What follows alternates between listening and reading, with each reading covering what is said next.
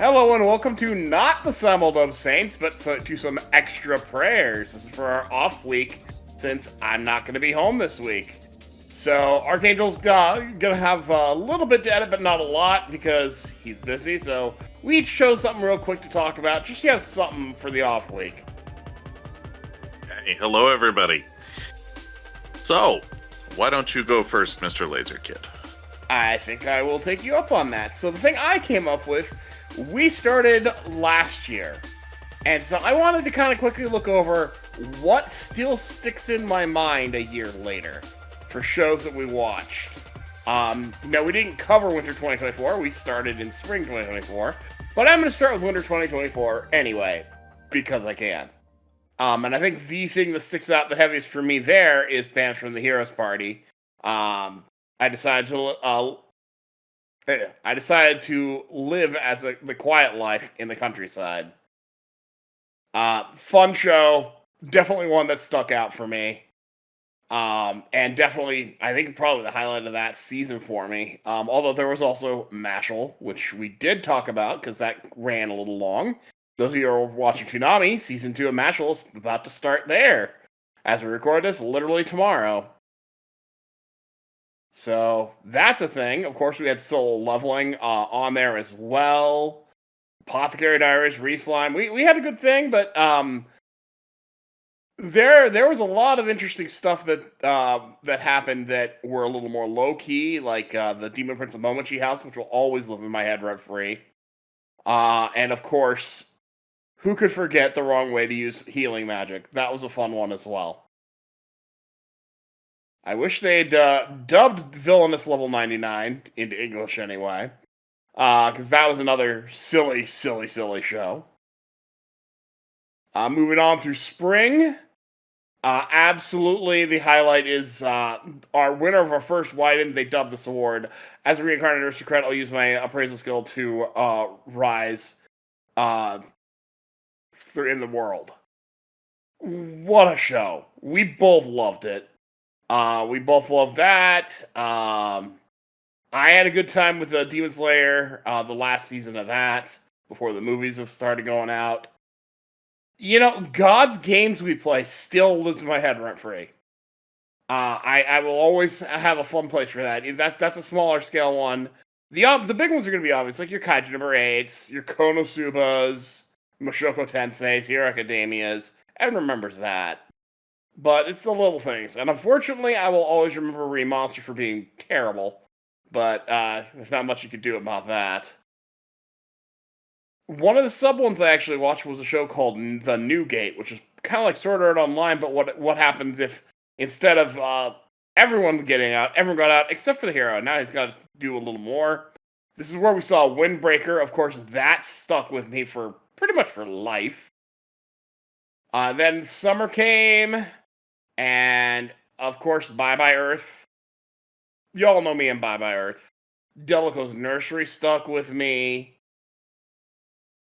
I'm just literally looking through Crunchyroll as we go here, but there was quite a bit there. Spice and Wolf, Merchant Meets Spice Wolf, that was also previous season as well.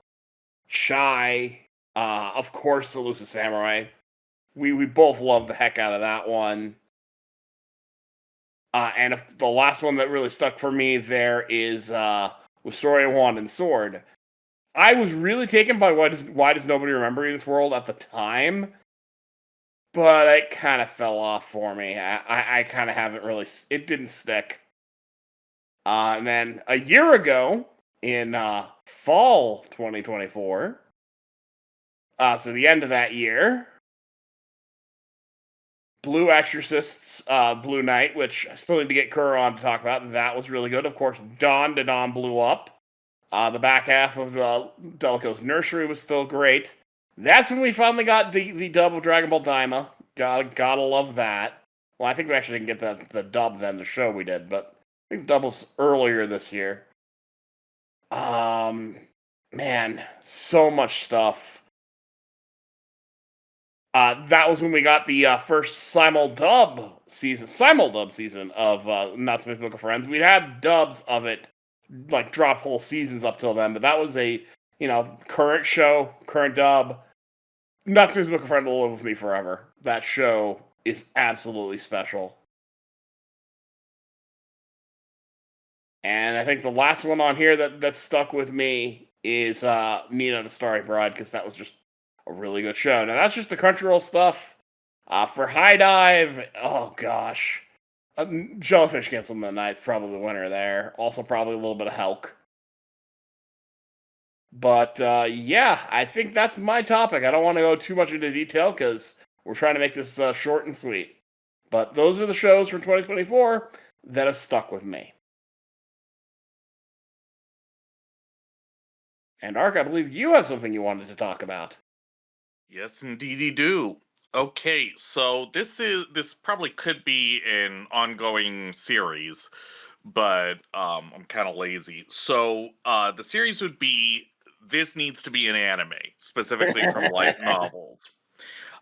So the one that's most prominent at the moment, I've already banged on about.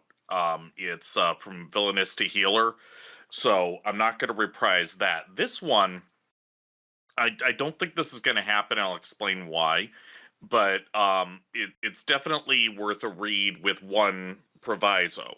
It's called Only the Villainous Lord Wields the Power to Level Up.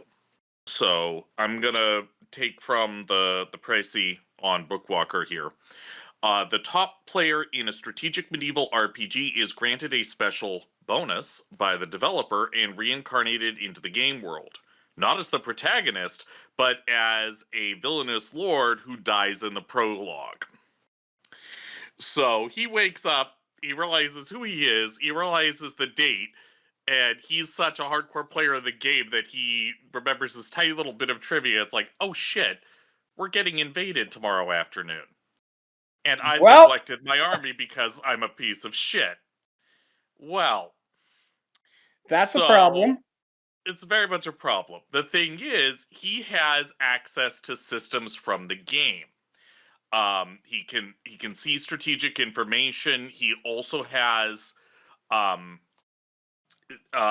certain battlefield abilities, and it's one of these systems where to cast one of these very powerful abilities on the battlefield actually costs the same currency that you use to increase skills. So every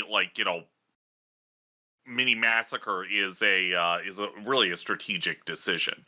So I call it not Fire Emblem. I don't think this is what Fire Emblem is like, but it has that feel to it where, there's, key commanders, key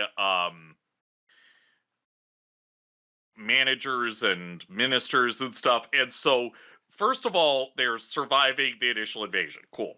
But then he's part of a kingdom that is not in great shape and is getting the snot kicked out of it by the continent's preeminent power.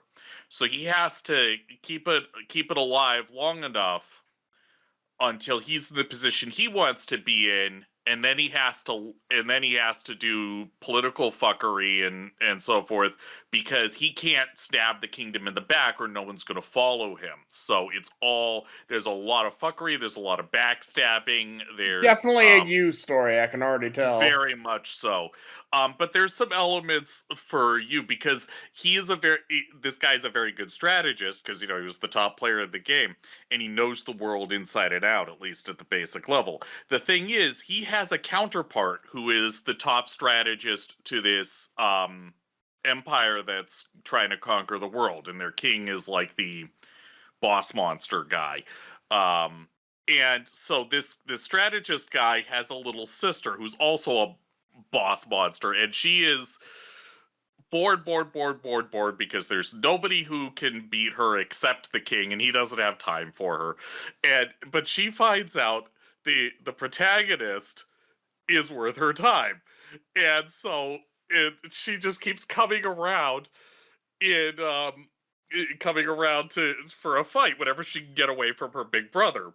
And so there's one point where he actually kites her into an enemy army to rout them. Oh my god. But you'd like her. She's bug nuts.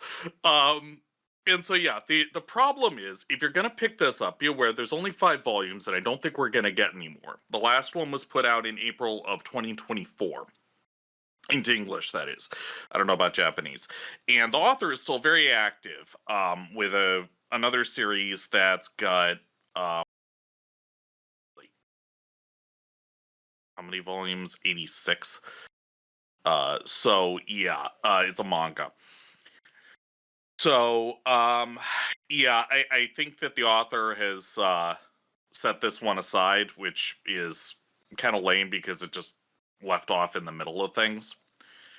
But definitely would have to make sure that the author was okay to come back to it if if there was to be an anime adaptation, because I mean part of the whole point would be to get interest in the series, and if it's not going to continue, then what's the point? Well, yeah. So there's that. That But is yeah, a major problem this for an but this adaptation. would make but this would make a hell of an anime. Sounds like it. Because there's a lot of good characters, there's a lot of interpersonal drama, there's a lot of epic battles. It's fun. So yeah, All that's right. Just to leave you all off, if you only watch one show this week, may I ask one final thing? it.